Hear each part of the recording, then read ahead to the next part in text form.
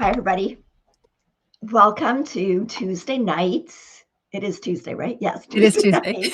KnitChat Cafe. I swear, I always think I'm ready. I mean, I think, okay, you have a whole week from the Tuesday before, and it's still, everything's like at the last minute. But I find after the show is over on Tuesday, I have this like overwhelming sense of like relief. Okay, I got through the show. Catastrophe didn't strike. I have a whole week to get some things ready for next week's show. And that's like what I feel like Tuesday night. And then on Sunday, I start thinking, oh my gosh, it's already Sunday. What have I got done? And on Tuesday, that's when the stress really hits. So anyway, we are glad that you are all here. Yeah, this is our favorite night of the week, and we are ready, I think. We are.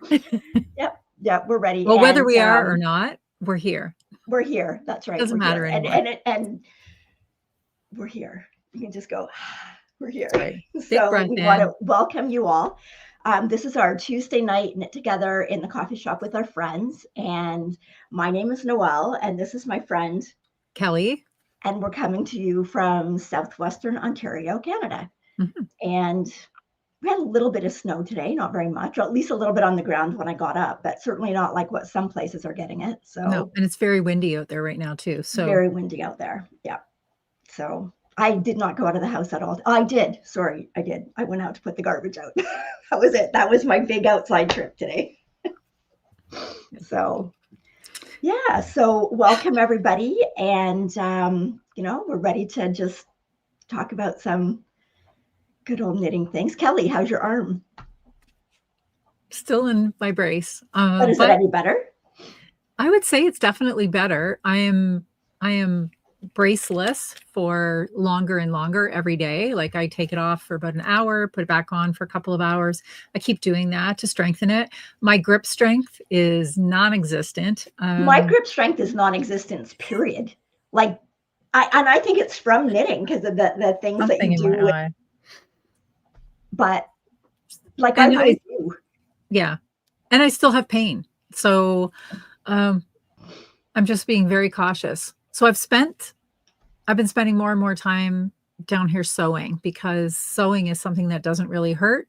And I think that using the scissors is really giving me some strength back because that's something I couldn't have done 2 weeks ago. Yeah. And now I'm using scissors. So we're all good. I'm still getting physio twice a week and doing exercises in between and hoping I'm on the road to recovery. Yeah. It's feeling like so much better, but it's really, well, you know what it's like. It's really hard to be patient.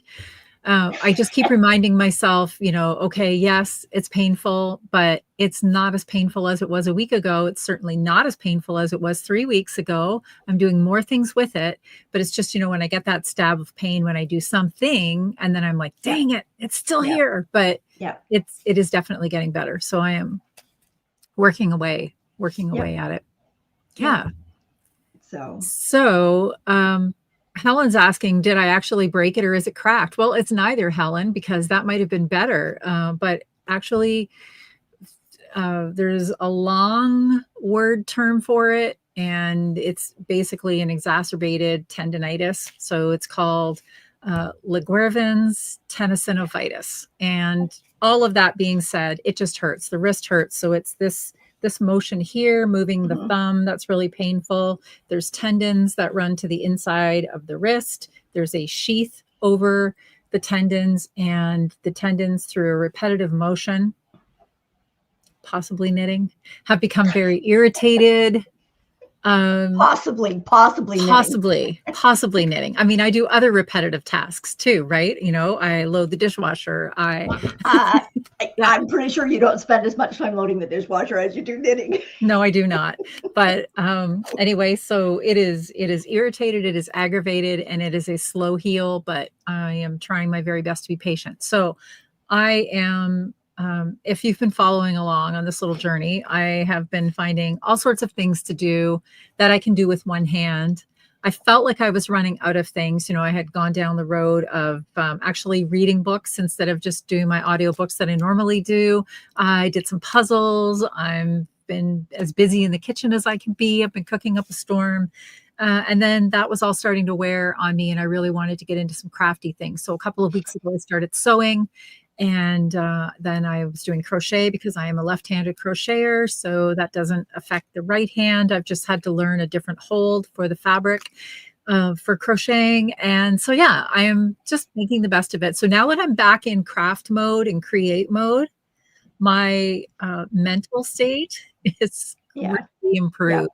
I will say I was a grumpy patient, and I felt bad for my husband because he could look at me and he could see the struggle that I was having. Like when you are a creator, when you are a creative, sorry, and you are used to having something to channel that to have it taken away is really tricky. And yeah, so that's what I have to say about that. So I am excited that I am finding things to be crafty about. And there was a comment in here earlier from Mel. Mel says that she has lost her crafting mojo. She's just been in a crafting slump. And I feel you, Mel, because I've been there before when my hand wasn't sore. There's been times where I think, okay, well, I'm bored of everything that I'm doing. What can I do? So I know that some people jumped in here in the comments. And if you're new and you have a keyboard, you can see a chat going down the right side of the screen. Feel free to jump in. It's a very friendly group. Give Mel some encouragement. And you just have to figure out what it is that's going to spark your creativity. I also, during this time period too, I took up drawing, like not drawing, like sketching drawing, but more like Zentangle drawing. And I have a basket that I cart around the house to different spots where I feel inspired. And I've been doing that as well. So I think sometimes you just have to find other places to channel your creativity. And then I think, as it's been my case, the mojo comes back all on its own. Like even I've spent like a couple of weeks kind of avoiding Instagram because I don't want to see new patterns. And I'm thinking, who said that to me the other day? I think it was at the coffee shop last weekend. Somebody said, oh, have you seen this pattern? And I'm like, come on, that's so unfair. I don't want to look at, I think it was Julia was teasing me. And I said, I don't want to look at patterns right now. That's just more things I can't do. So what I have been doing is, like I said, finding other things. And if you're on Instagram, and I am, that's my name down at the bottom. If you care to look me up, what I find on Instagram is all you have to do is deviate from your path just a couple of times, find something else that's sparking your creativity. And now my feed is full of other things that are bringing me joy, less knitting and more other things. So maybe that will help too. If you are on any social media, Mel, just to see what other people are making. I know it inspired me, and yeah. So, okay. So this past week, I have a few little things to share. It was Declan's first birthday. Can't believe a year has gone by. Like, that's just crazy. And Oliver just turned 2 months. Like, how can that even be? I don't even know. It just goes by so fast. But anyways, I was really surprised. We went over to Declan's place on Saturday. So I didn't go to the coffee shop on Saturday because we were having Declan's birthday celebration. And my daughter-in-law, I just have to show you, she had these little cookies made that match the sweater that I knit. Did you put a picture in of him in the sweater? Yeah, I've got pictures here. Yeah. So he wore his little sweater for his birthday. And then she had these cookies made. So let me just find the picture of Declan. There we go. So there's Declan in his little sweater. And he is holding a duster. Apparently he loves to dust. So didn't get that from me. But anyways, love to dust. He got So that from his grandpa. yeah, that's right. He did. So he's got his little sweater on. And then here's the cookies that my daughter-in-law had made. So Oh she my had there's gosh, so cute.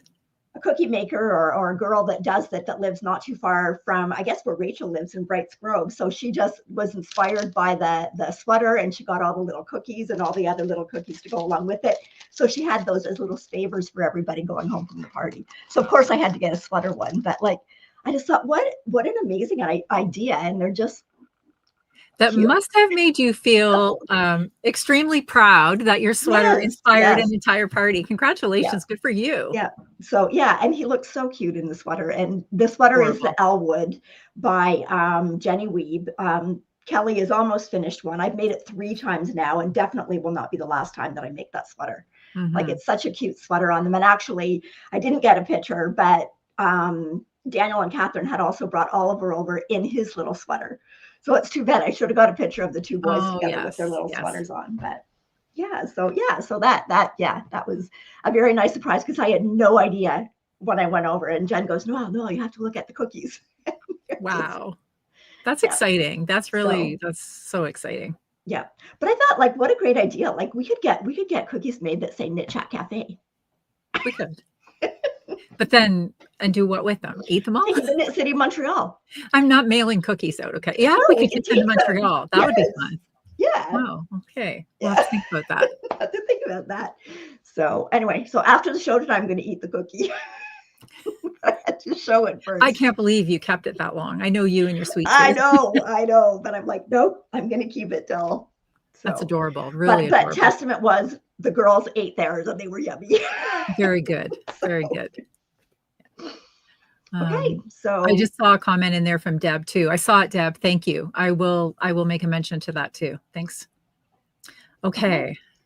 So I do have a few questions. Did you have any questions? No. Okay. So first question was about fingerless gloves. And if you make something and you've got leftover yarn, how much yarn do you need to make a pair of fingerless gloves? Now, little, not much at all. Not very little, but like, I would say in fingering weight, for sure, you can do them with like 50 grams. Absolutely. In fingering weight. When you get into like a heavier weight, like a DK or a worsted, you're not going to need a whole 100 grams skein, but depending on the pattern, you may need a little more than 50. So it all depends on the pattern too, because some patterns go up farther on your arm. Some patterns come down farther on your fingers. Some have a longer thumb. If you've got texture and cables in it, it's going to take up more yarn. But I know it's hard because sometimes patterns will just say you need 1 skein, right? And not necessarily give you the exact yardage. So so my thought would be, if it is like a heavier weight than like a fingering, where you can probably get away with 50 grams, look at other people's projects. Don't just look at the pattern page. Like, look at other Find that one person. Find that one person out of 300 that did it in 20 grams. Actually, the Riptide fingerless gloves that I most recently made, they were in a worsted weight. Were they worsted? Yes, they were in a worsted weight because they were the Roots and Rain Kindred. And I used 30 grams to make those in worsted. Okay. So, and I think they were a size small. Quite 50, but I use the Marie Wall and British Breeds Erin, and they come in 50 gram skeins, and I know I didn't use a whole skein. That's right. But that's not indicative of all patterns. We can't say for sure. You really have to. No. It's not going to do for every single pattern that you can find. But as a general rule of thumb, if you have 50 grams, you can probably get fingerless gloves out of them. Yep. And worst case scenario, you can always do the trim around the hand in a different color. Like, there are some ways that you can get around it if you find that you're running a little bit short. Yeah. So, okay. That was one question. The next question was about the vacuum bags and how many skeins did I store in a bag? Well, it's going to depend on all of them. It's going to depend on what size bag you use. So I brought an example down. So this is like my favorite bag size. And these are the original Space Saver bags. And I believe that this is the size medium. So it holds, I don't know. I just fill it up so that I can get it closed. And then I get Ross actually does all the vacuum sucking for me. So he gets all the air out. And again, that would be my favorite size because they're easy to manipulate. They're easy to kind of stack and store. When you get into bigger, it's finding the space to store them. You need a little bit more space. And so here's my little tag on the end here. So all of mine have these little tags. Ross just punched a hole through the end of the bag, not where you tighten it, right, but just in the extra, and put these little tags on. So this one says 2A. So everything that's in here is on my Ravelry, where I put in my stash, tells me what's in here. If I want to know where something is, it just tells me what bag number it's in. And I try to label it so that all of my 1s are lace, all of my 2s are fingering, all of my 3s are sport, all of my 4s are DK, 5s are worsted, and then 6s are anything above that. So that's what I like. I do have some bigger bags, but I find them a little bit harder to handle than the ones that are this size. Do you have a plan for when you get to the end of the alphabet? Because you must be getting pretty close to that in some of those weights. Then you can go to AA, to BB, to CC. You said that so quickly. I think you've already gotten there, haven't you? Be honest. Not yet. I'm almost at the fingering weight yarn. I'm almost at the end. Yes. So. Karen, you're right. They do fit in a carry-on suitcase too. And when I was in DC at Christmas, I'm not going to lie, I had to order some bags from Amazon. I didn't order the vacuum seal or the ones that you have to use a vacuum on. I used the ones Jenny had given us those when we went to Rhinebeck the first year. You kind of like roll them out, and I was in no position to be maneuvering and everything because of the hand. So I had Mike leaning over the table, rolling everything out for me to bring home my yarn purchases because I may have over purchased. So I bought 10 bags because that was kind of the smallest size. And I did plan to leave them there for Kendall. And then next thing I knew, Mike had packed those in the suitcase too. So I brought lots home. But I definitely have learned my lesson. I would not travel to a yarn festival without a couple in my suitcase because they are so darn handy. And that's why I do like the ones that you can roll without the vacuum, because then you can travel with them. And they may not keep everything as tight, although my bags were pretty darn tight when I got them home, but I'm sure yours are sealed even better. But it is a nice little thing to have in a suitcase. So I encourage you, if you are yarn festivaling this year, it would not hurt to put in a little Amazon order and get yourself a couple for traveling. Yep. And they do come in different sizes. So so if you find a size that works with whatever storage space that you have to store them. Someday I will do a little video and show you exactly my yarn grotto, because I even have a sign that says yarn grotto. It's pretty cool. It's a pretty good system. Yeah. So, okay. The next question was about the super soft cones and how do you use them if you're knitting double. So I brought down a cone to show you. I usually keep, when I'm knitting off a cone, I have it on this. This is just a paper towel holder.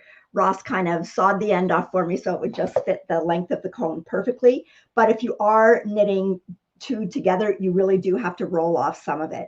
So in this case, this is something that I am going to start soon. I have rolled off probably not all I need, but enough to get started. And so I will take one strand from there, one strand from this ball. Now, alternately, you could roll it off and you could do a strand from the middle and a strand from the outside of one of these cakes, especially if you were going somewhere with it, because obviously that's not exactly packable if I was going somewhere. But for in the house, I actually put this on the ground beside me, and then I usually put one of these just in a yarn bowl beside me, and that way it keeps them, not that they have to be separated, but it keeps them from getting too tangled or twisting around each other too much. And then when I get to the end of this, I would just roll some more. And this stuff spit splices really well. So even if you have to join, it's not a big deal.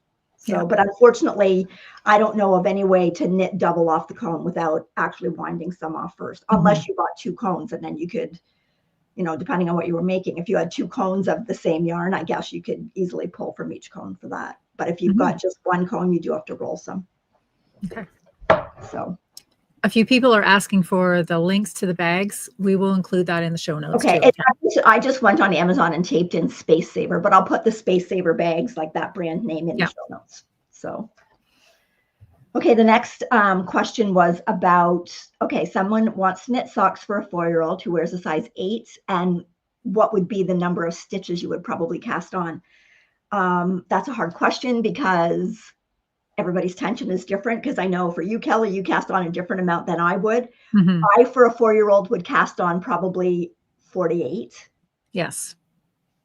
I agree. I would too, because the most recent socks I did for Miles, who was 3, I cast on 44.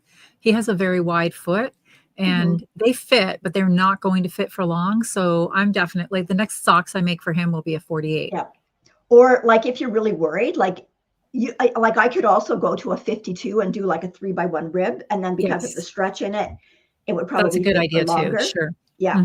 So, and then you're going to get the fit for longer. But in a fingering weight yarn, I would say I would at least go to 48 and up. I probably wouldn't go less than that. And again, it depends on your knitting. If you know you're a loose knitter, you might be able to go down and knit a few less stitches. And again, we are talking about fingering weight socks here too, not a DK sock. No. Yes. And all kids have different shaped feet. Yes. Like some have really pudgy feet, some have skinny feet. So you have to take that into consideration as well. So. Okay, and then the next question was about an afterthought heel for someone that's got a high instep, and what tricks can you do so that could be incorporated into the sock? And pick me with my high instep. Okay, go ahead. What do you do? We're talking about afterthought heel? Yeah. Okay, so when I do my afterthought heel, and we're talking about the cut-in heel, right? Yeah. Okay, so I add 5 rows of straight knitting before I start into the heel. Okay, and this person is doing men's socks. She said she was going to do 5. I know when I do socks for my sons and my husband, I do 7. 7 before I start into the heel. Yep. And then she wanted to know if there was any other tips or tricks that you could do. And I think we've had before where people have said shifted the stitches on the needle so that you have, so you take more stitches into the heel. Yes. And then when you're done your heel, so like, let's take 72 for the number, okay? Because we're talking about a man's sock. So traditionally for the afterthought heel, you'd have 36 stitches into your heel, 36 on the front of or on the instep of the sock, 36 that you're going to make your heel with. What you could do is switch 2 of those stitches from either side. You could take that heel up to 40 stitches, right? Do the heel, and then when you're ready to start back into the foot, you'll shift those stitches back onto the first 2 needles. So then you've got a little bit of a deeper heel pocket because you've got more stitches into that heel. Yeah. Or alternately, you could like once you go through and pick them up, you could maybe like increase like 4 stitches around the round. Yeah, you could do that too. If you don't want to work with shifting the stitches, you could do that. And then the person also said that they wanted to do a rounded heel. I don't know of an actual pattern that incorporates a rounded heel. I just use my rounded toe and do it in the heel. But what I do is I count the number of, so I look at what a normal heel is. They're going to tell you to do it as a wedge, probably. Yes. So I would look at my 7 rows first, and then I would look at how many stitches I have to decrease for that wedge, figure out how many rows that would be, and then I put that into my rounded heel pattern. So I may not start it as soon as if I was doing a wedge heel. Right. Because I know your rounded toe is different than mine. Mine does have more rows in it, but you want to make sure for the length that you're going to have the same number of rows. So if you're decreasing like I think I decreased from 72 stitches for a man's down to a 12 on each needle. Right. Like if you're using double points or if you're using 2 circulars. So then you divide those by the number of rounds it's going to take you to get there. And then I try and make sure I have the same number of rounds in my heel, but then decrease like more infrequently at first. And then more frequently as you get closer to your desired number of stitches. Yeah. And so I think it was Nancy that got us going on that rounded toe as a heel idea. And I think the rounded toe idea for the heel actually gives you even a little bit more room in the heel, yeah. than the wedge heel as well. So even just switching from a wedge shaped heel to a rounded toe heel, you could find that gives you enough room in the instep as well. So it really is just a situation of like, there's not any one thing that we can suggest that is going to be your magic sock recipe. Everybody's foot is shaped differently, and That's right. Everybody is going to have what works for them. These are, we're just giving you some suggestions that we've tried that you could try as well. And ultimately, when you get to the point that you've got your recipe dialed in, you are going to be golden, and you'll be able to accommodate that to pretty much every sock pattern. I was reading a comment from one of the knit chatters today on our YouTube account. And she said that years ago, she paid attention to, I guess, some courses, or not a course, but like online from Roxanne Richardson about how to knit a pair of socks. And she figured out the perfect recipe for her foot. And she said she's actually never knit a pattern after that. She's just constantly used that recipe. Once you have that recipe dialed in, you can switch up, you know, the pattern in the sock. You can put color work in the sock. You can pretty much do anything you want to do to it. And then you're going to be guaranteed that you have a sock that fits you really well. Right. So Brigitte is asking, how do you prevent dog hairs when you kitchen or stitch? We don't kitchen or stitch. We don't kitchen or. We don't kitchen or stitch on socks. We do a Finchley graft. So a Finchley graft is you actually turn your sock inside out and you actually do it from the wrong side. I will put well, you have a link. Maybe you I have a link to tutorial. To do it. Okay, but I'll put that above after the show. Yep. If whatever I'm working on can possibly be turned inside out, I do a Finchley graft. So the only time I do Kitchener is if it's impossible to turn whatever you're working on inside out. So, but I have found that the Finchley graft does a much nicer job of tapering off your edges. So yeah. And Andrea says she just tried the Finchley graft for the first time and she loves it. So do we. I never went back. In fact, there was something that I had to do a Kitchener stitch for over Christmas, and I forget what it even was now. And I think we might have had to do a Kitchener stitch on Nana because she was getting closed off. But I couldn't remember how to do it. I actually had to look it up because it's been so long since I've done it that because I always use the Finchley as well. So yeah. Okay, and then the last question I had was about a good spinning reference book. I have a book that just basically is about color and spinning, but I actually don't have any spinning like manual type things like I do for weaving. I do feel there's a lot of good YouTube tutorials out there. There's Rachel Smith. There was a lot of good videos that I watched on School of Sweet Georgia. And Jillian Eve has some good tutorials. If anybody else knows of some good spinning reference books, if you want to put them in here so that if anybody's interested, maybe we can get some ideas. But I honestly found that I got better at it by actually watching people spin on YouTube and seeing what they were doing as opposed to looking at a reference book. Yeah. So, okay. Okay, we should move on to what we're wearing. Yeah, let's do that. Okay, what are you wearing?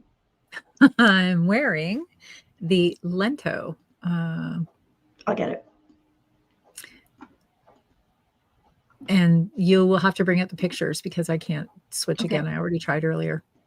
So I'm wearing the Lento by Jonna Helen, and I made this one last year. This was a new yarn that we sort of tried out. This was pairing whole super soft, which is not a new yarn for us. We've used it lots, and pairing it with a new yarn that they came out with called Lucia. And Lucia is, oh gosh, remind me of the makeup of that, Noelle. It's alpaca. It's fluffy. It's fluffy. It's fluffy, actually. Hold on. I can't remember. Here we go. I happen to have a skein right here behind me. So it is super luxurious, incredibly soft. So this might be something for the people out there that are not a fan of working with mohair. Like they want that feel of that mohair sweater, or sort of the look of the mohair sweater, but they don't want the feel of the mohair. So this one is 42% baby alpaca, 35% mulberry silk. and then 13% fine merino wool. There's even 10% of yak in there. And the yak is what gives it, you can see there's like that little dark bits in the fiber. Yeah. That is from the yak. The yak is always a nice dark fiber. And this stuff is super luxurious. Now, it is thicker than mohair, so you do have to account for that. This sweater, I believe it comes in I think it is a 16 stitch sweater, 16 stitch over 4 inches sweater. And so I was able to do that. And I just basically used 2 different colors. So I've got, let me think about that now. Yes, I had a charcoal held with a charcoal Lucia. And then I started marling in. I kept the gray charcoal. What did I do now? Yes, the gray. Nothing like not knowing what you're wearing, right? I kept the charcoal Lucia, and then I switched colors of the super soft into the baby blue, and then I went baby blue in both colors. So I had 2 colors of super soft and 2 colors of the Lucia, and then I just marled them a little bit and then went back down to a solid stripe. I know that this is a pattern that a lot of people have made. I will say it's not my favorite sweater, and it could just be me, and it could be what I chose to make it with. I do find that the neck is quite loose on it. I would like it to be tighter. I've thought a little bit about actually cutting the neck off and re-knitting it, like doing some sweater surgery and doing it a little tighter. But that's just a me thing. So I know lots of people that have done this and done it in a variety of fibers, and it's a well-liked sweater. So I really don't want to diss the pattern at all. And as far as the knitting of it, everything went really, really well. But since it was my first time making it, it's just like those socks. We don't know what is our perfect sweater. And it was a top-down sweater. So if I were to redo it again, I would definitely... Pardon me. Yeah, it is a fold over neck too. Okay. See, I know that I've done that, and I didn't do a fold over neck. So I did a different neck. Yeah. So I didn't mind the fold over neck. I kind of like that, but knowing that, I would do less stitches next time. And I know, like a comparison to the ranunculus, lots of people talk about the neckline on the ranunculus, say that they weren't a fan of it. It was a bigger neckline. And I'm learning that yarn doesn't have a whole lot of give though. The Lucia yarn, like it's not one that has springiness to go back. So you might find with a different yarn, because I did mine with like a sock yarn was one of mine, and it's got more elasticity. Yeah, but like I find that this one is quite stretchy. But I mean, it doesn't go back. Together. It doesn't down back as well as like a 100% wool yarn. And Amy's reminding me that I could cinch that up with an elastic cord. And I do have some of that, Amy. That might be like a good first start before I do sweater surgery and cut the neck off. But having said that, what I was looking for was that sweatshirty feel sweater next to skin soft. This sweater is all of that for sure. Like I've got it over a shirt tonight, but I could just wear this next to skin, and it is absolutely so soft. And so I highly recommend putting these 2 yarns together, the super soft, and you actually paired I paired it with Coast. You paired it with Coast, which I have sitting here too, because this is the other half of the cone that we split. So and you knit, I can't remember the name of your sweater. I want to call it it is the Mimi. I was going to say it's the Mimi, but it's not. Yeah. And then, but I do find that though, like my rib is stretched out. Your rib has stretched out. Yeah. Okay. So, but now the Coast has even less elasticity than the super soft. Yes. Yeah. So, but again, this was kind of a new yarn for us to try out, and we hadn't used it before. I still love it. And the price point on it, you can't beat it. And I think if I was doing another sweater with it, I would just make sure when I got to the rib portions that I'd probably go down on needle sizes, which I usually don't at the bottom of a hem. But I think in this case, because of the fabric that creates, I probably would. Yeah. Yeah. So. And Sarah, and it was Sarah and her Lento that that inspired me to want to make one. So she's saying that her lento that she made is from Handspun. And she said it's her like at-home sweatshirt. She lives in it. It's so comfy. The sweater is very comfy. It has even like it's got like deeper armpits. So it is a very sweatshirty feel. And I really do like the sweater, but I would like to snug up that neck a bit. But so it looks I good think with the shirt there. it does look good with the shirt, Yep. but it's just, if my hair's not here, you can see like it's kind of wide, right? It's like it's over the collar a little bit. I don't know. I'm weird about necklines, especially I think what it is, you know, I'm only going to wear this when it's cold out, and my neck doesn't want to be cold when it's cold. Like I want something to kind of snug me in. So okay, well, you got enough yarn left. Just make a little Sophie scarf to go with it. I could do that too. Probably be less time than cutting off the neck and having to redo it. I know. And then you could wear it in your hair too. Yes, I should. I do have leftovers. I think what I will do is try that elastic thread first before I do anything else. So, okay. And I am wearing the Lorien, and this is a pattern by Eleanor Mortensen. So this is yarn that I actually got in Saugerties at the Perfect Blend tea shop not tea shop, yarn and tea shop. Yarn and tea. When we were there, there was a little like mini pop-up shop by Ginger Twist Studio from Edinburgh in Scotland. So I love these colors. I love the feel of the yarn, and just a minute, I've got a picture here. If I can change it. I've got it changed. Let me pull it up for you. Changed. Okay. Yeah. So this is their, I wrote it down so I wouldn't forget, Ginger's hand-dyed Massam Mayhem floor ply. And the colors all Lallybrock is the burgundy color, and then Muddy Sunshine is kind of the greenish gold color. It is 75% BFL and 25% Massam. And the feel of this yarn is just amazing. I absolutely love it. The colors are amazing. The depth of the color. And I think that's partly the Massam. Like it just has that depth and kind of moodiness. And well, again, that Massam has that like dark fiber in it, right? That we like. Yes. Yeah. And I loved knitting the sweater like this. The yoke was really, really engaging. There were a few spots on it where I did do ladder back jacquard, like down here when at the bottom of the leaves, when you're kind of going from point, you can't tell when you're looking.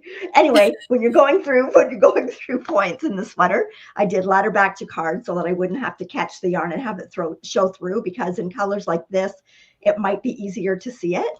So I did the smallest size in the pattern, and it ended up taking, I only used 156 grams of the Lallybrock, and I used 82 grams of the Muddy Sunshine. So I've got enough left to do like some colorwork fingerless gloves or something like that with it. But the yarn, like the feel of the yarn is just unbelievable. Like I know, did you buy DK or did you buy fingering? I know you bought DK. Didn't you buy DK because I was going to make. I did. I bought Lallybrock as well, and I bought it in DK because I was going to do the Hudson Ripple little scarf with it. But this. I will be doing another sweater that you're wearing. I love it. I love how the detail like goes around the sleeves, and she does really cool like little detail in the neckband and in the bottom rib and on the sleeve rib, that it's not just plain knit one purl one rib.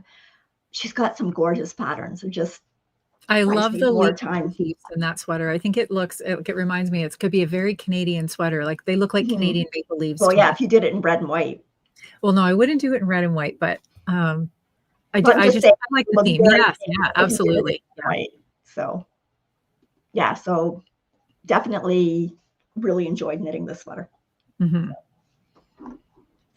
That would be a pretty one to do in that blood orange that I bought from the Knitting for Olive, with either like a really beautiful taupey dark gray. That would look really good too.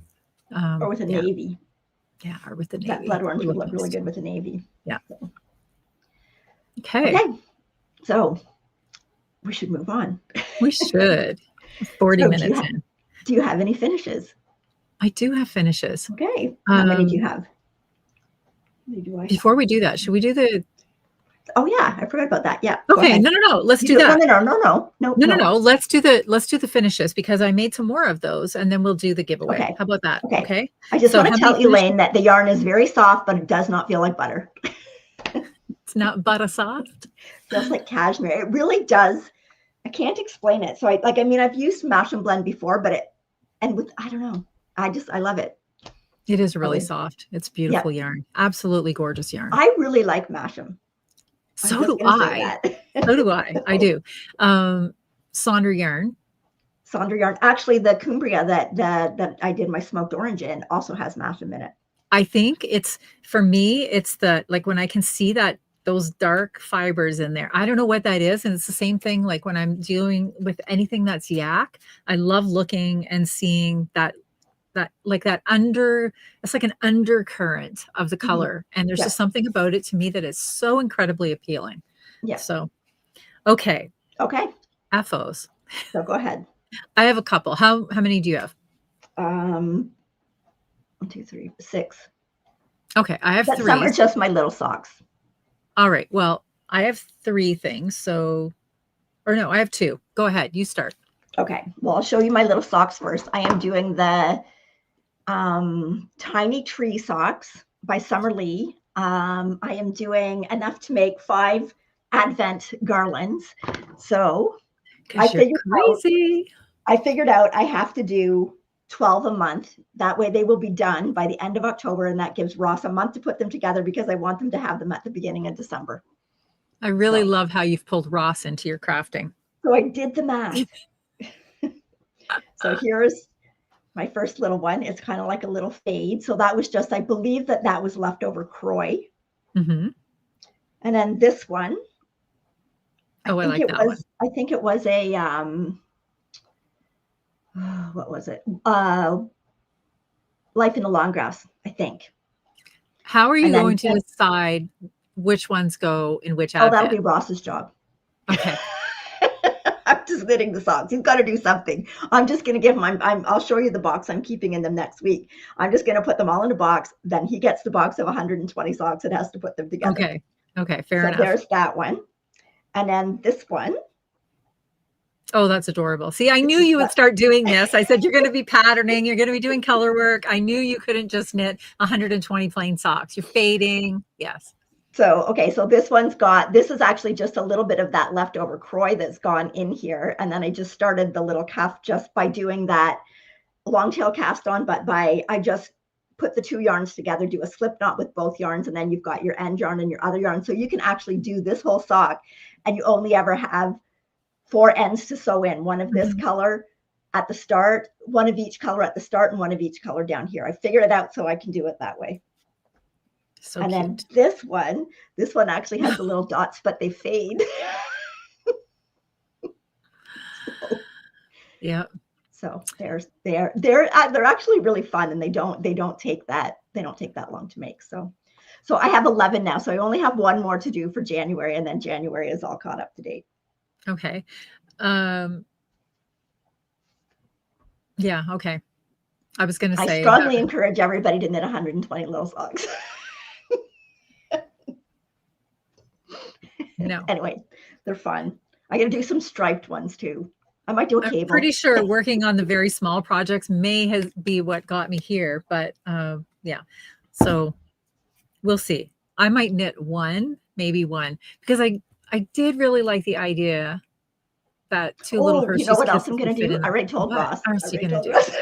Okay, so they're going to go like on a little clothesline. I told him he has to build like the clothesline thing for them to go on, but then I want the lights on them the way that Sheila had lights on hers. Right. So I'm going to knit a little Santa sack that's going to hang on the end of the clothesline that's going to hold the battery pack for the lights.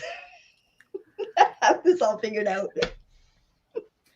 Okay, well, when we get to the clothesline, I have something to share about the clothesline. Oh, too. I have those. I have those, and Ross is going to paint the numbers on them. Okay, you're all good. All right. Okay. Okay. So what did I finish? All right. Well, we'll do the mug rugs first. Okay. Okay. So this, Mel, this is one of the things. Oh, sorry. Before I leave here, I don't want to forget. There was a comment. Jan wanted to know if we had a link for the rounded toe. Did we not name one of the episodes our recipe for the rounded There toe? might be, but because it's not really a rounded toe. It was for a rounded. Oh, it was okay. I was thinking rounded toe. Rounded toe. Somewhere Because along you the have way, your there should way, be. I have my way, and I think it's in one of those episodes, Jan. That, and I'm just wondering. I feel like you did. I think we did. Noted. If you just kind of go back through, you should see that one of them has a comment beside it with the, we'll say, rounded toe recipe as well. Yeah. Okay. All right. So, Mel, one of the things that helped spark my creativity again was just playing with fabric. So the idea, of course, we have leftovers of yarn. If you're a sewer, you have leftover, you have scraps. Yeah. Maybe I'm a scrappy person. I keep scraps. I don't always use the scraps, but I keep the scraps. I have the best of scrap intentions. So the idea that I had was, hey, let's make some little mug rugs and I could use up some of these scraps. Well, of course, all right, I just have to share this little story. I was at Fabricland on Saturday. Had no business going to Fabricland. I went there for one thing, spent $60. Shouldn't have gone. Anyway, I'm in there and I'm talking to other ladies back at the fabric table, and we were talking about scraps. And I was kind of complaining because I said, I took on this little scrappy project hoping to get rid of some scraps. All I'm doing are creating more scraps. And the scrap pile beside the little work area where I'm pulling scraps from and cutting and trimming is actually growing. It's not decreasing, it's growing. And so she was laughing about that. And she says, oh, you're looking for scraps? I've got some. And I said, I've got scraps of my own. I said, and then somebody else, actually the lady who works there, she was saying, yeah, but we're all bored of our own scraps. And I'm like, isn't that the truth? I said, we should have like a scrap swap where we bring, like a little tote bag or box of our scraps and we all get together, gather, and then we just kind of shuffle around and everybody gets a new scrap bin to take home. Because honestly, I'm sick of my scraps. I want to see what somebody else has for scraps. But anyway, so everybody was laughing over the cutting table about that. So I decided to make some little mug rugs. I thought they'd be fun. I thought they'd be cute for, I was going to say Halloween, but it's Valentine's Day. So I made a bunch of them last week, and then I finished up some this week. I'll show you the ones that I made this week. I was quite happy with them. I like this one. This is pretty with some different fabrics. And then I really liked these red and black colors that I had. I love anything with a stripe on it. And there's this one, and there's another very Valentine themed one, and another that red and black with a little bit of a purple that I like. And then this was a pastel color. So I think I'm over the mug rugs now. I have enough. I had decided last week that I gave a couple away last week on the podcast, and Noelle's got 2 more winners from your comments this past week that we're going to do. And then the other thing that I got playing around with, so once I got finished sewing them, I thought, now how I'm going to package these things. I want to send some out to some friends, and I wanted to make a little Valentine to go with them too. So I hopped onto Canva, and then I started doing a little Valentine card designing, and that took up another afternoon by the time I designed it and then printed some, cut them out. So you see, these are all things that spark the creativity. So here's just a couple of the little Valentine's cards that I made, a hug for your mug. Yeah, very cute. Yeah.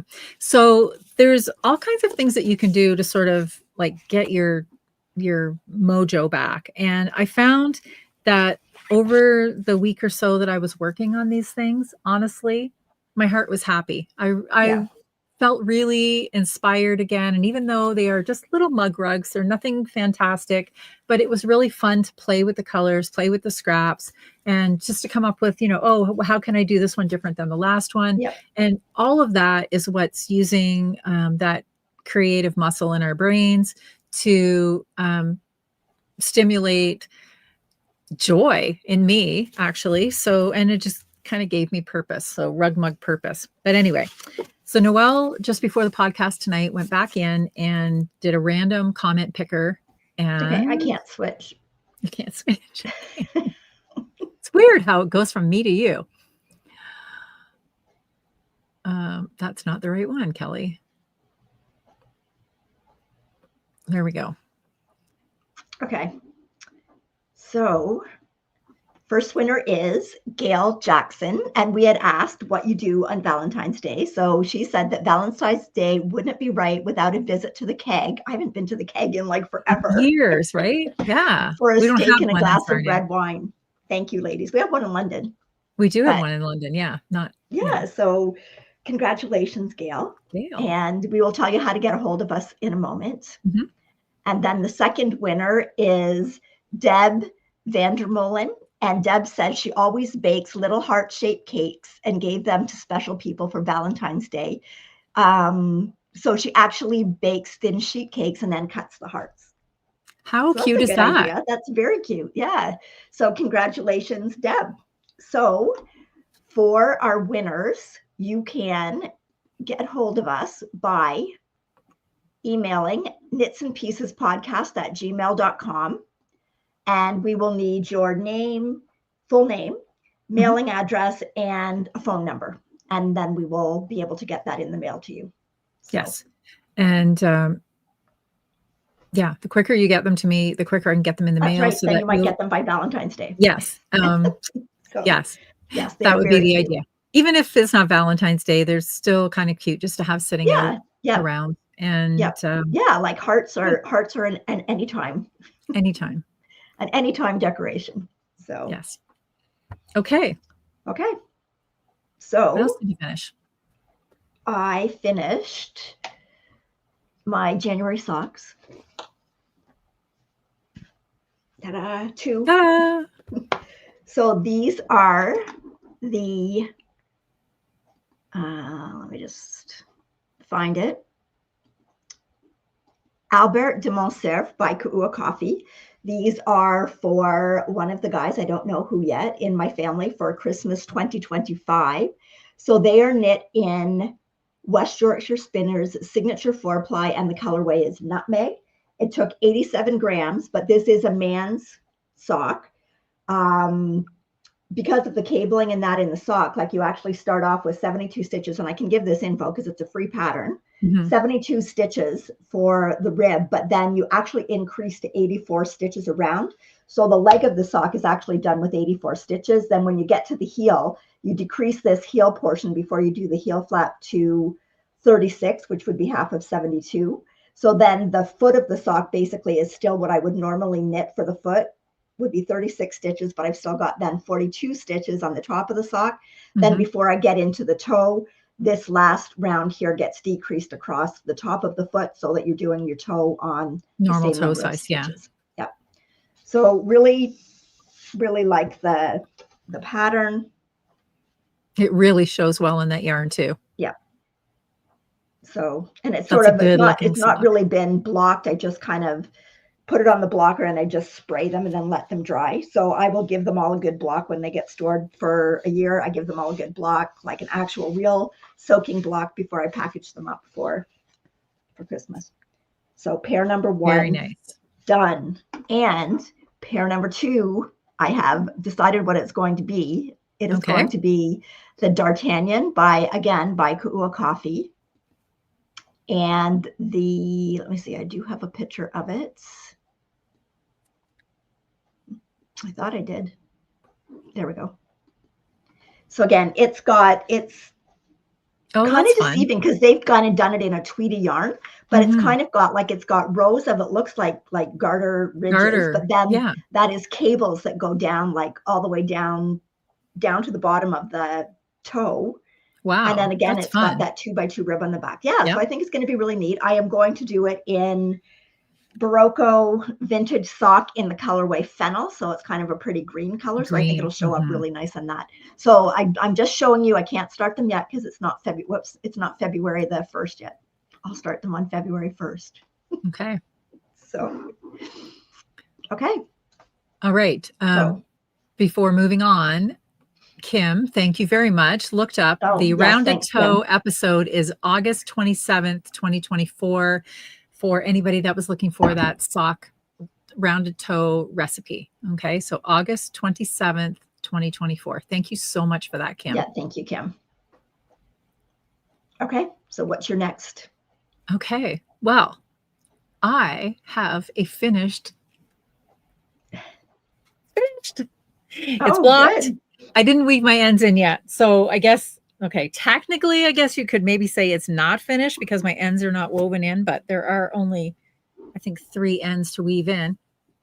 And this is my, well, I used the stitches from the Valia cowl by the Velvet Acorn, Heidi May, and I just made a shawl because I didn't want a cowl, but It looks good. it looks so Really good. really, really good, and it's quite big. So That's a lot bigger than I thought it was going to end up being. Yeah. So like it's gonna wrap all the way around. Oh, that looks good. Nice. See, cozy all the way up, and then I can like snug it up over my chin when I'm out walking.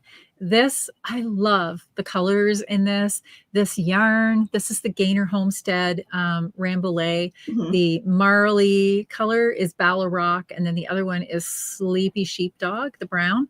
This is like just a gorgeous neutral.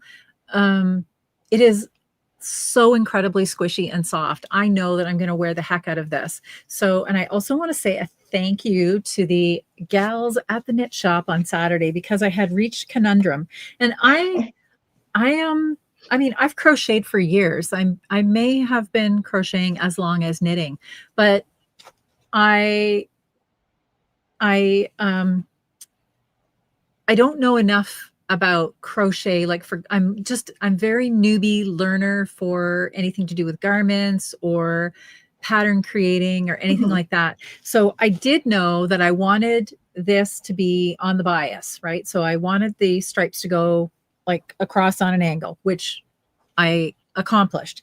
But what was happening is as my this end was getting longer and longer, I have this lovely point here on this.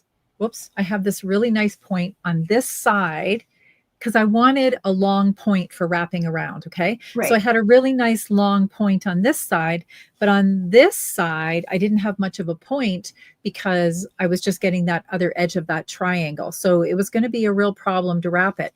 So I get to that point. I'm at the coffee shop and I'm talking about, oh, well, I was thinking of doing this or I was thinking of doing that. And then in conversation, there were some other suggestions. And then I think it was between Sarah and Natalie that said, hey, we'll just short row it. And I'm like, okay, well, that is kind of what I was thinking. But then I was thinking of doing something different. And then they came up with this idea. This idea worked out so well.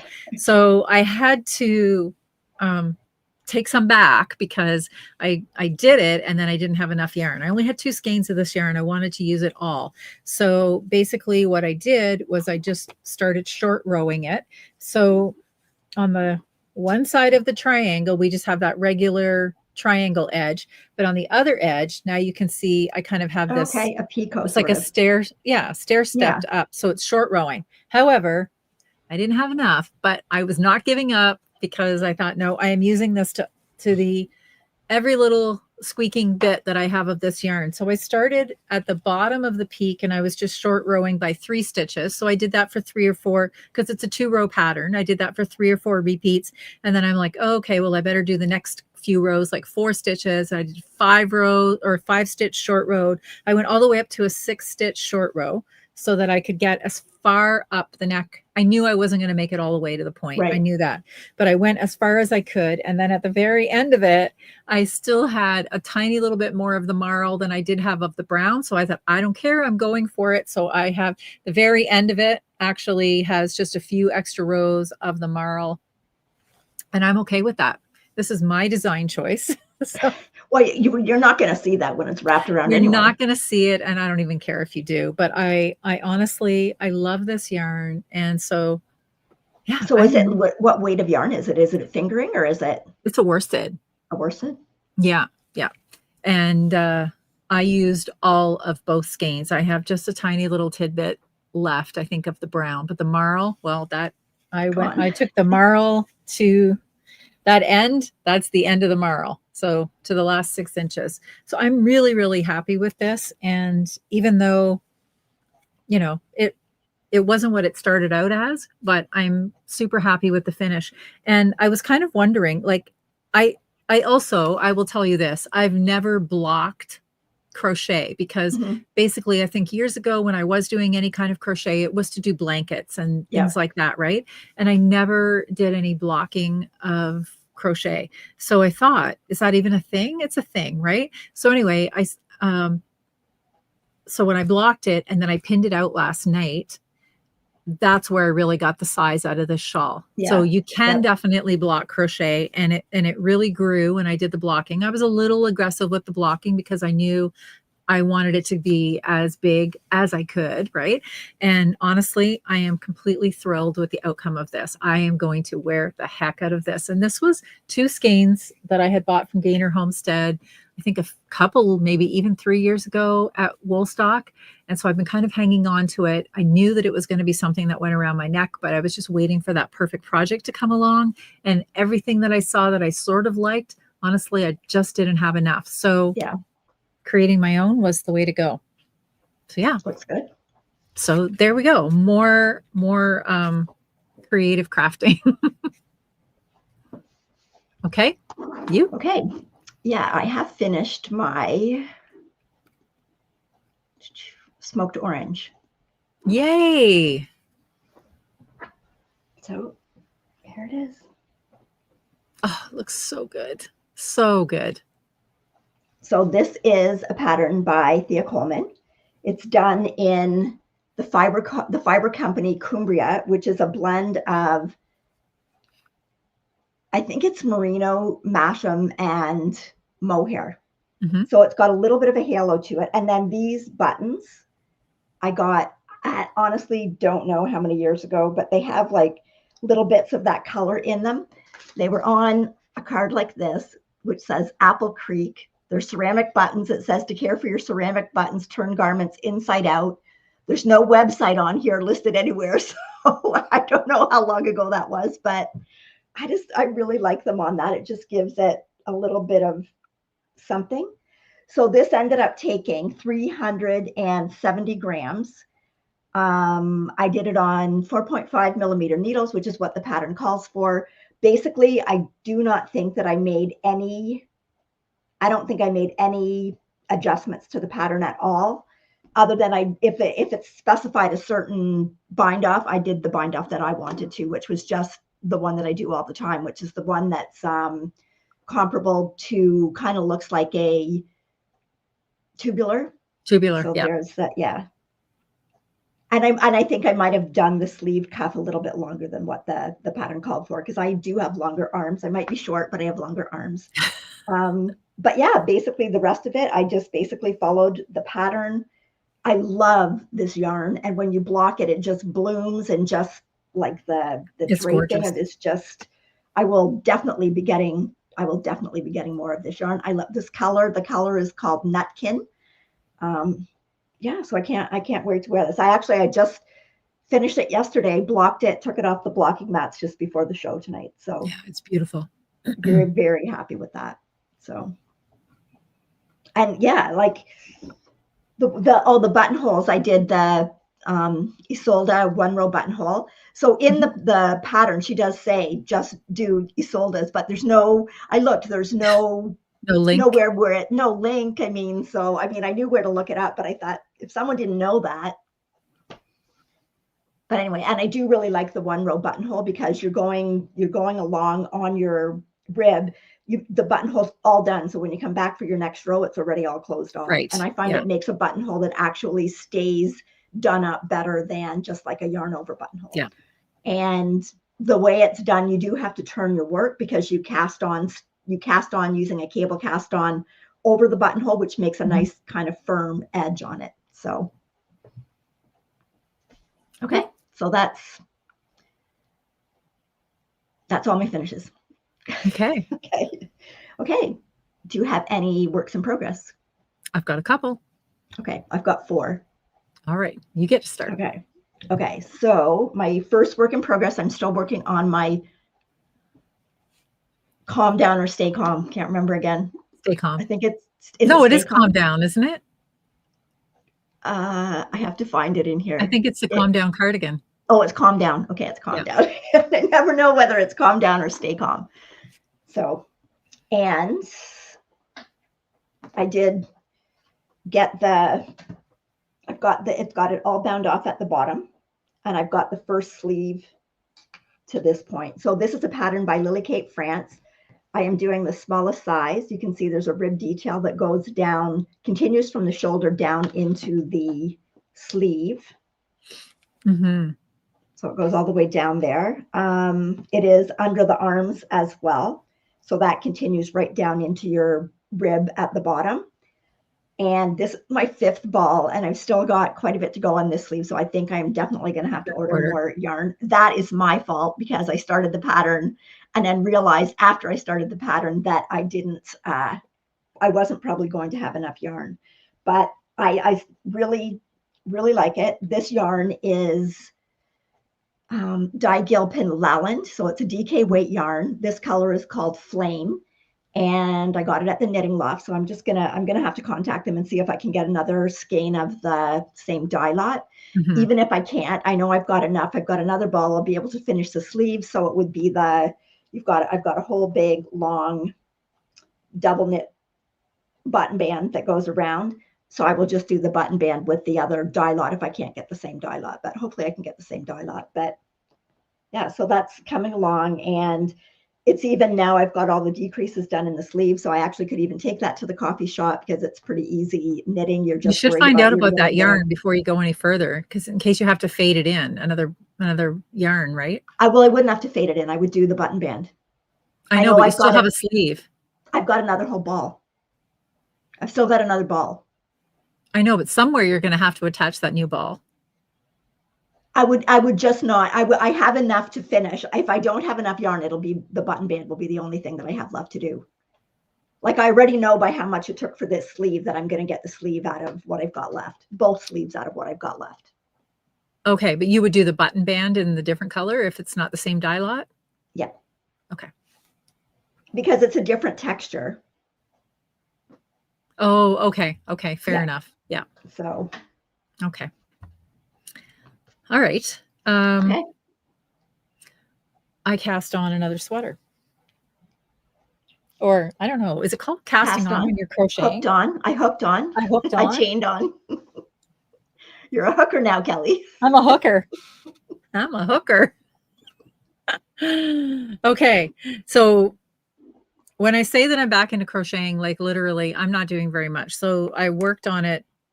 I actually cast it on this afternoon. So this is about the extent of how much I can crochet in a session. Okay. But I'll show you what I'm making first. I am making the, oops. I am making the Lowrider cardigan by Iron Lamb. And if, can you switch? Yeah. I don't know why it keeps going from me to you, but I know. That's so strange. Okay, so here it is. Oops. Here we go. Here it is.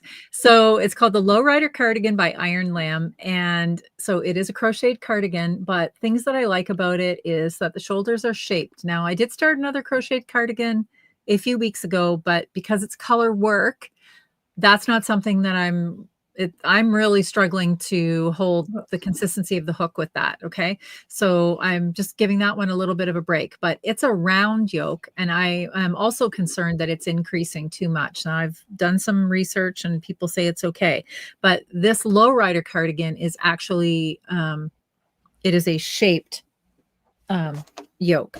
So I already can tell, I think, that this one is a more favorable design. Again, I'm very new to crochet garments. So here is where I'm at today. Let me just fold this side down. There we go. Nope. There we go. See, it's almost done. Almost a sweater. Oh yeah, so, yeah. Almost a sweater. You don't even need a bra with that. This is long enough for a crop. Yeah. Are we there yet? Anyway, so here's what I'm doing, but it's very fuzzy and it's very, very nice. So I'm using my trusty Cone O Holst Super Soft. This is the colorway Silver Gray. And then I am holding it with a mohair, which I have a lot of this colorway. Now, the thing is, the pattern calls for, in my opinion, a fatter DK. So I'm not getting the stitch gauge that I need. What I'm getting, it says that you would get, with a 4mm needle, I should get 5 of these little clusters over 4 inches. I'm getting 5.5. So I did sweater math and crochet. So basically so in sweater knitting math, I would take the number of stitches at the widest point of the sweater, which is generally the bust, and then I would divide that by the gauge and multiply that by 4. And that is how you would determine your sweater width and know what you're going to get for a sweater width. So this was telling me how many of these that I would get for, I would have made a size large.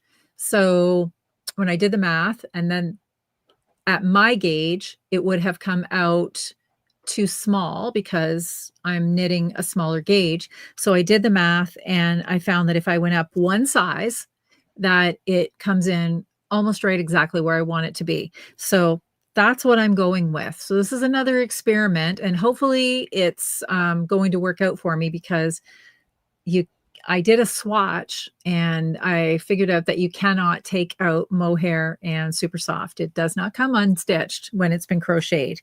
So anyway, I'm doing a size extra large to get a finished size large. I hope that's the plan. But anyway, I really like it. And then what I plan to do for the granny squares around the border is, as you can, well, maybe you can't see, but behind me, I have a plethora of super soft colors, and I'm just going to choose some colors that coordinate, 3 or 4 colors that coordinate with this. I don't know where I'm headed with that yet. And I'll do my granny squares, and I'm still going to hold the gray mohair with those colors. So basically what it will do is mute all of those colors down. And I think this is going to be a great cardigan just for wearing in the winter. And I can already tell it's going to be super cozy. And this, yes, Julia, I swatched. And it was even like a Julia size swatch over 2 hooks to play around with the size. So anyway, so that's where I'm at. Just this, but I do like it and I'm having fun. And again, okay, it's sparking some level of creativity, because although I cannot knit right now, Lord knows I want to, but this is scratching the itch. Let me just tell you, just no, it the looks idea. Good. The yarn looks good together. Yeah, I'm really happy with it. And anyway, we'll see where it goes. Okay. Okay. Okay, so I am still working on these. I actually did a little bit on them. So this is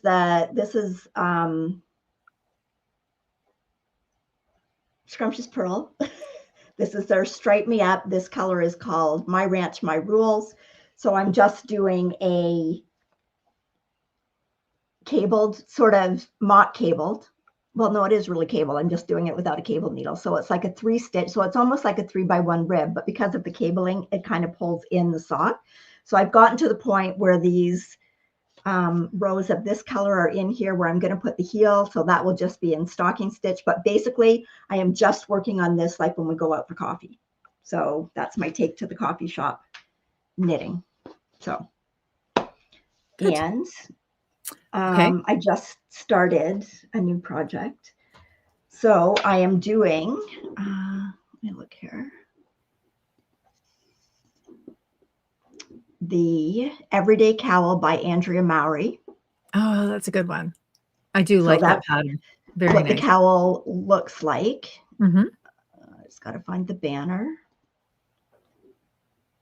So it's DRK Everyday Cowl. So she's got, you can do it in like a solid color, which she's got on her kind of corally colored one. And then you can also do it striped. So mm-hmm. I actually, when I went away for kind of like a birthday weekend with the girls, I got this yarn here. So this is from the Galt House of Yarn, and I kind of got it they had some kits done up with it. So this cute. is in King Cole hand spun Prism DK and Sand and Scarn Tweed. So that's the two yarns. They had some different colors in it. So here are my colors. It's like this deep burgundy, and then Very this. pretty. I like that. So here's what I have so far. That's nice. It's really so it's nice. looking, it's a really fun pattern to knit. It feels really nice. This is tweed 100% recycled from Sand and Scarn, and the composition of this is 80%, let's look at the English, 80% extra fine wool, 20% cashmere. So, and then the Prism is by King Cole, and the composition of this yarn is, wow, it's small writing on here. It's fine merino, alpaca, and acrylic. So it does have some alpaca in it. So both the yarns together, they just feel super soft. This pattern comes in 4 sizes. I believe there's like an infant or baby, and then a child, and then an adult small and an adult large. So this is the adult small, but I went down a needle size. It calls for 4 millimeter. I went down to a 3.75 because I want to make sure that it's not too big around like some of the cowls are. So once it gets so far, I'll see where I am. And it's just a 6-stitch pattern repeat. So I can easily cut out some repeats if I don't want to make it quite as big. But again, that's easy knitting that could be taken to the coffee shop, because once you kind of get the pattern set up, it's really easy to know where you are in it. Mm-hmm. Okay. Good. Okay. I have another thing that I'm working on. Okay. So this is back sewing and doing a little bit of stitching. So something else that I thought, okay, what else can I do? And I don't know why. I'm not even a Valentine's girl. I'm all about making these things for Valentine's Day. So I thought that it would be kind of cute to have something behind me. It's a little Valentine's themed. And while I had out the massive pile of scraps, I thought this is the perfect time to do something. So I grabbed some sheets of felt and I made some little hearts, and I'll just show you the little hearts that I made. I made each one differently again. So I made just 6 of these. So it's like this. Oh, those are cute. Yeah, very cute.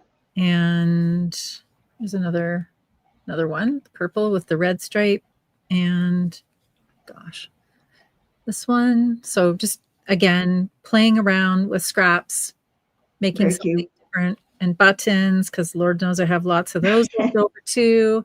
And yeah, so it was just kind of fun to do a little bit of stitching. And that's something that I did one night, just kind of watching TV, playing. And then I thought maybe it's not quite long enough. Maybe I need some in between. So then I just did like smaller little hearts in different scrappy things. No stitching on these. These are just, so I have it all mapped out with some random colors that I want to put in between.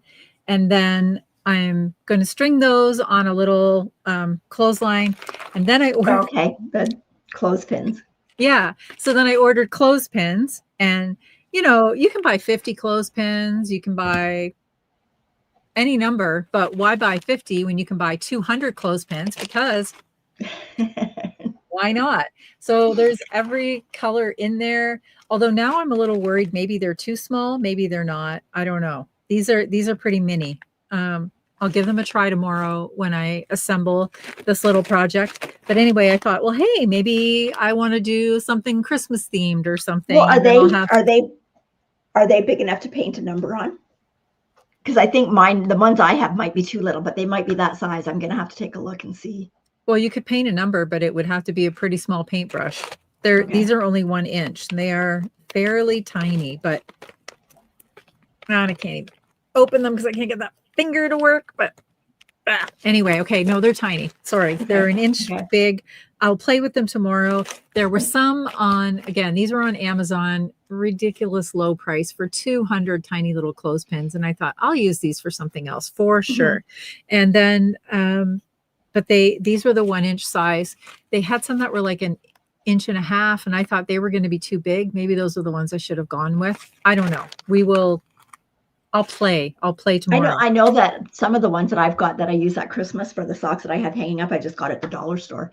Yeah, absolutely. And like So I could have gotten the plain brown ones too, like the unpainted ones. I thought they were cute too, but then I thought, well, I really like the painted ones because then I could, use different colors throughout the year for different things. And then there's you just get one the other plain ones. You could get the plain ones and you could paint them. Well, then that's an extra step for me. Well, you could get Mike to do it. I would get Ross to do it. I think it was like 200 clothespins for $10. I'm sorry, I just couldn't say no to that. But anyway, and then I am going to do one more Valentine's project. So I'll be working on that this week and hopefully have that to show you finished next week. And again, this is just something for the house, for my table. I always like to have a kind of like a table runner on my table. So I'm going to put I'm making a table runner out of these fabrics. Nice. So I actually don't have scrappy quantities. These are, I did half meters of these in order to make something. And I've already got a square chosen that I want to make, and then I'll bind it off. And I've got the batting for inside of it as well. So yeah, lots of sewing going on here, lots of crafty sewing, but the sewing doesn't hurt my hand, and it's fun. It's fun to play and to do something different. And yeah. Okay. Did you have anything else that you were? Yep. I have one more. Okay. So I am doing the Soul Gets Revest by Lil Frostman. This pattern is not on Ravelry. I actually found it on Instagram. Again, I shouldn't scroll on Instagram because then there's things that I want to make. So I've got some pictures. So it's kind of a vest, but it kind of crosses over. And one version of it, you can do it with a tie. And then you can also finish it like this if you want, with just kind of like 3 buttons down. And then the back of the vest has got like that big cable rib at the bottom, but then it's got the braids going right up to the neck of the project. So the only problem with this is it's only in Norwegian.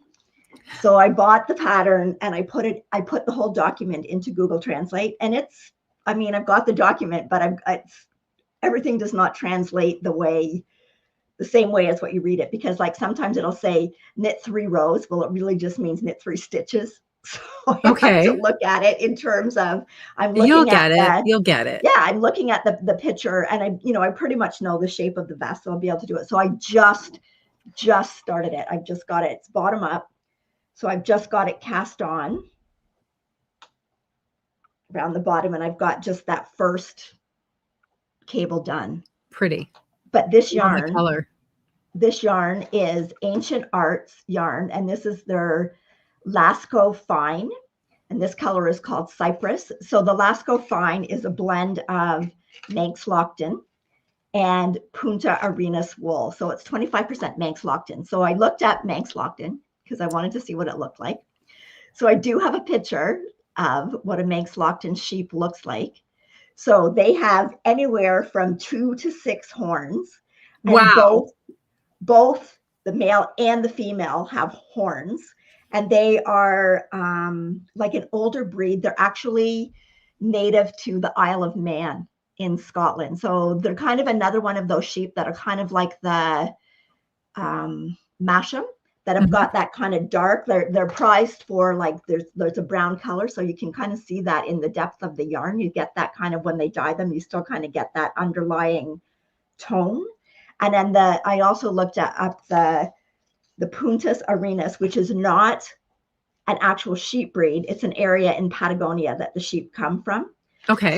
So they're definitely kind of more rustic, but it doesn't feel like, it feels rustic, but not itchy. Like it's but just, also if it's a vest, you're going to be wearing it over top of something anyway. Right. That's right. Yeah. And I think that this is a yarn that is really going to bloom once I block it, which, I would know if I did a swatch, but I didn't do a swatch. So I don't know. But I think Julia was working with it. So for Julia can tell, although she's working it she used it in DK, I think. But she had that on Saturday, and she looked gorgeous. It was a beautiful, beautiful vest. And Amy says that she just spun yarn from her Let me put it up on there. I can't read From clearly. her breed, or her breed Yes, box. just spun yarn with my Okay. breed box for January from Darn Knit Anyway. She said it's very lofty, so I think Yeah. you're really going to enjoy it. Yeah. And so what I was reading about the sheep, that primarily they're actually used as a meat sheep. So then it's kind of nice that you can actually like get this from it too. So I Before you eat it, you can before eat you it and eat wear it. it, it's very versatile.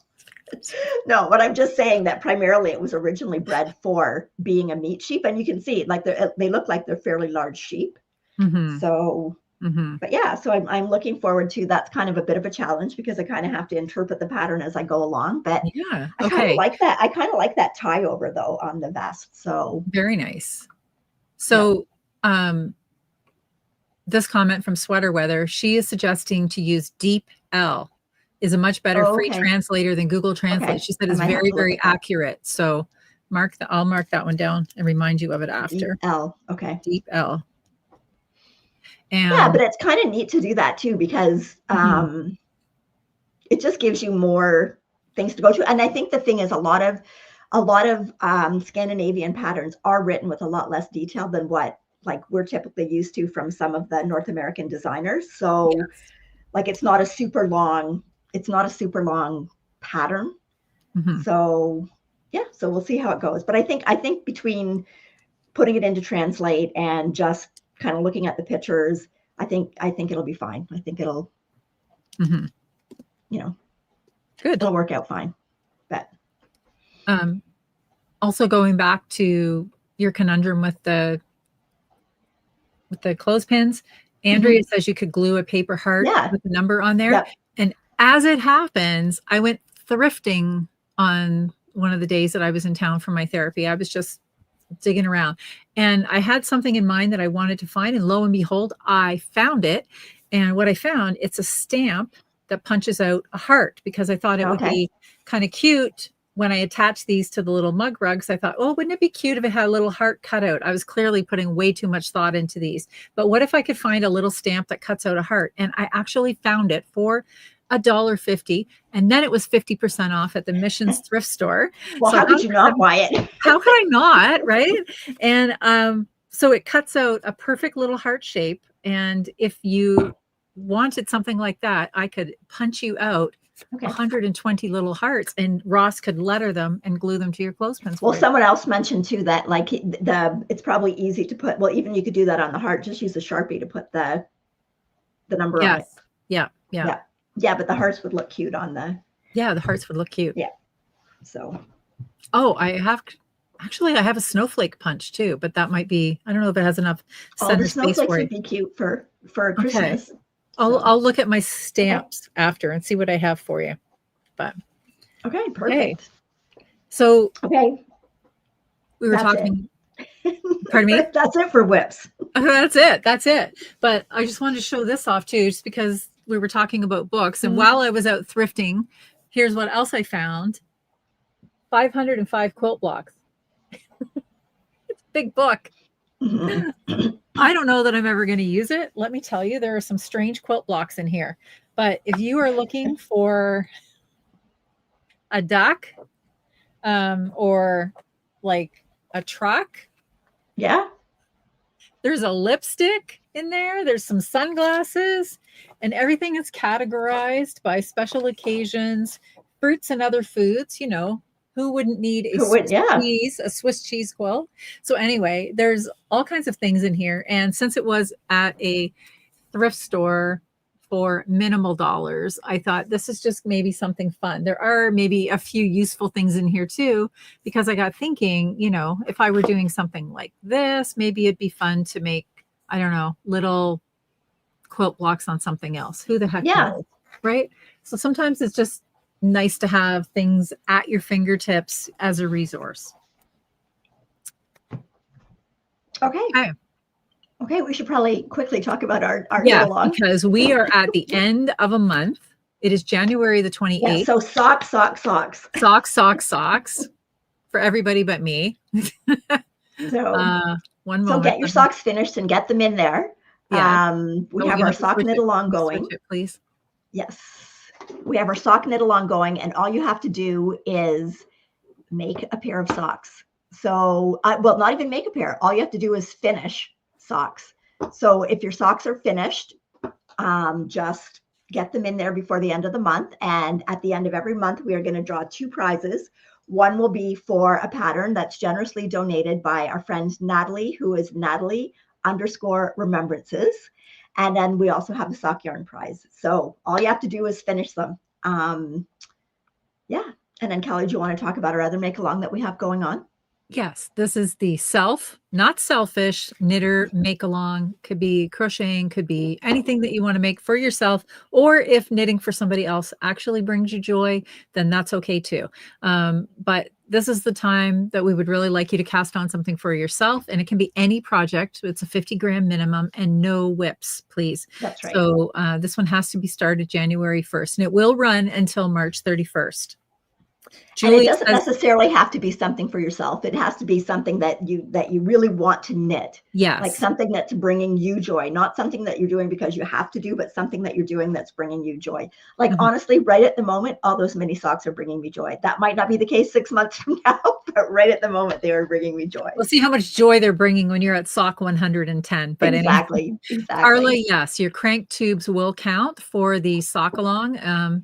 And also Julia says we are up to 350 pairs of socks already. Yay, too. Yay. So, okay.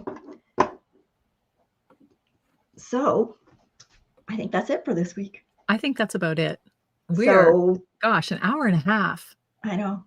So I'm not even knitting right now. What the heck are we talking about?